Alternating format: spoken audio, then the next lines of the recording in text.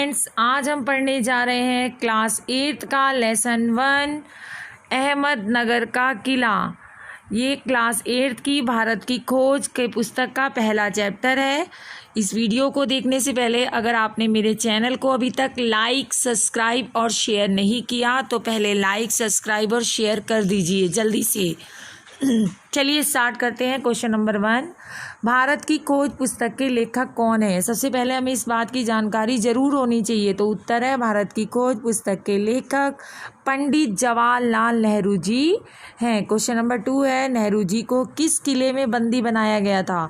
तो उत्तर है, नेहरू जी को अहमदनगर के किले में बंदी बनाया गया था। क्वेश्चन नंबर 3 है, पंडित जवाहरलाल नेहरू जी ने जब भारत की खोज पुस्तक लिखी तो वह उनकी जेल में कौन सी यात्रा थी?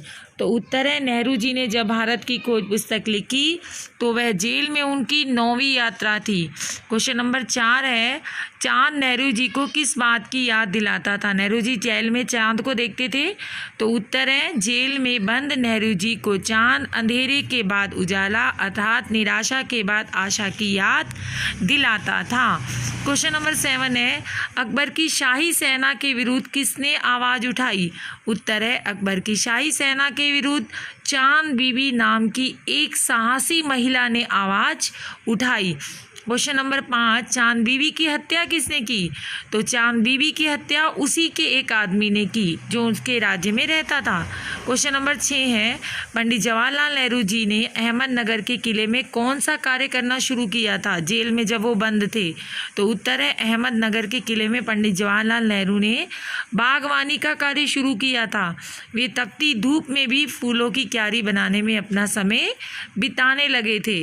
क्वेश्चन नंबर 8 है, अतीत के दबाव से क्या आशय है? क्या मतलब है इसका? उत्तर है, अतीत के दबाव से आशय देश के बीते हुए समय से है। जब हम अंग्रेजों के गुलाम थे उस समय हमारे देश का वातावरण भी बहुत खराब था। क्वेश्चन नंबर 9 है, नेहरू जी ने किले का इतिहास लिखने के लिए कलम क्यों उठाई? वो तो बागवानी करते थे। तो उत्तर है, नेहरू जी ने किले का इतिहास लिखने के लिए कलम इसलिए उठाई क्योंकि किले की खुदाई के कार्य के समय अधिकारियों ने ना तो उन्हें खुदाई की मंजूरी दी और ना ही खुदाई के साधनों का इंतजाम हो पाया, इसलिए उन्होंने कलम उठाई। क्वेश्चन नंबर 10 है, भारत कैसा देश है? ये इन बिटवीन है, पूछ सकते हैं चैप्टर के अकॉर्डिंग। तो उत्तर है, भारत एक विशाल जनसंख्या वाला प्राचीनतम देश है। यहाँ विशिष्ट संस्कृति और सभ्यता है। भारत की सभ्यता और संस्कृति की महानता शुरू से ही पूरे विश्व में लोकप्रिय है। यही कारण है कि लोगों के अनेक प्रयास करने के बावजूद भी वे भारत की सत्ता को समाप्त नहीं कर पाए और भारत की इस सत्ता में यहाँ की जनता का रहन सहन, खान पान, सोच विचार सभी कुछ शामिल होता है।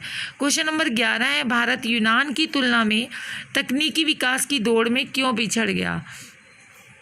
तो उत्तर है, भारत यूनान की तुलना में तकनीकी विकास की दौड़ में इसलिए पिछड़ गया क्योंकि उस समय इंग्लैंड में औद्योगिक क्रांति प्रारंभ हो गई थी। आप जानते हो हमारा देश गुलाम था। इसके अलावा उत्तर भारत में बाहरी आक्रमण भी अक्सर होते रहते थे, तो भारत का सारा ध्यान अपने अस्तित्व को बचाने में केंद्रित था। भारत के पास संसाधन भी थे। वैज्ञानिक खोज आविष्कार पर उसने अपना ध्यान नहीं दिया क्योंकि वो अपना अस्तित्व बचाना चाहता था। यही कारण था कि वे यूरोप से तकनीकी विकास में पीछे रह गया।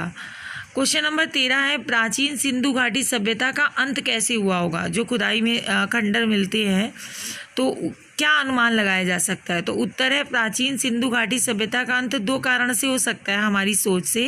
पहला, अकस्मात किसी दुर्घटना जैसे भूकंप आ गया, ज्वालामुखी आ गया, तूफान आ गया, तो इस मौसम के प्रभाव के कारण हुआ हो सकता है। दूसरा, यहाँ के लोग बड़े शांति प्रिय थे भारत के, तो शायद बाहर के जो लोग आते थे उनके आक्रमण से इस सभ्यता का अंत हो गया होगा।